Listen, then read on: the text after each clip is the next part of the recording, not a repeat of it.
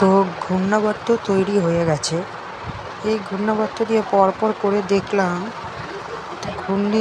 ঘূর্ণিঝড় তো হচ্ছে না, কিন্তু নিম্নচাপ হচ্ছে। এই নিম্নচাপটা যদি আমাদের বেঙ্গলের দিকে আসে তাহলে ব্যাপক পরিমাণে বৃষ্টি হতে পারে, ব্যাপক পরিমাণে বৃষ্টি হবে। আর দেখি পরবর্তী সময় আর কোনো কি ঘূর্ণাবর্ত আছে, পরবর্তী সময় না কিন্তু বৃষ্টির আছে, আসবো বৃষ্টিতে। আগে বায়ু মোডে দেখা যাক। এই যে ঘূর্ণাবর্ত দেখা যাচ্ছে সক্রিয় এখন ঘূর্ণাবর্ত মধ্য বঙ্গোপসাগরেই বলা যায়, হালকা দক্ষিণে। এখন ধীরে ধীরে শক্তি বাড়াবে, শক্তি বাড়িয়ে আমাদের বেঙ্গলের দিকে আসবে ঘূর্ণাবর্তটা, কিন্তু বেঙ্গলের দিকে যাচ্ছে না।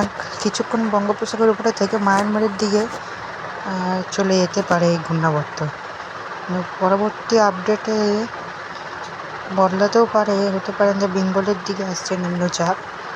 তো দেখার সময়ের অপেক্ষা যে কোন দিকে আসে ঘূর্ণাবর্তটা। দেখাচ্ছে তো দক্ষিণ ভারত হয়ে কিছুটা উত্তরে গিয়ে আবার কিছুটা মায়ানমারের দিকে সরে যাচ্ছে। তো দেখা যাক এটা কি কলকাতায় যায় নাকি না যায়। কতক্ষণ বৃষ্টির দেখা যাক। দেখো বৃষ্টি হচ্ছে, প্রচুর পরিমাণে বৃষ্টি হবে, ভারী বজ্রপাত সহ। এই যে ঘূর্ণাবর্ত, এই দেখুন এই যে ভারী বজ্রপাত সহ বৃষ্টিটা বেশি দূরে নেই, কিন্তু দেখলেন। আর ট্রেন অ্যাক্লোমেশনে চলে এলাম। বৃষ্টিটা কবে, নেক্সট 24 আওয়ার্স সে কোনো বৃষ্টি নেই, কিন্তু নেক্সট 8 দিনে তেমন বৃষ্টি নেই আমাদের পশ্চিমবঙ্গে। তবে 8 তারিখের পর নেক্সট 8 দিনেও তেমন বৃষ্টি নেই। তবে কলকাতায় বৃষ্টি অতটাও নেই।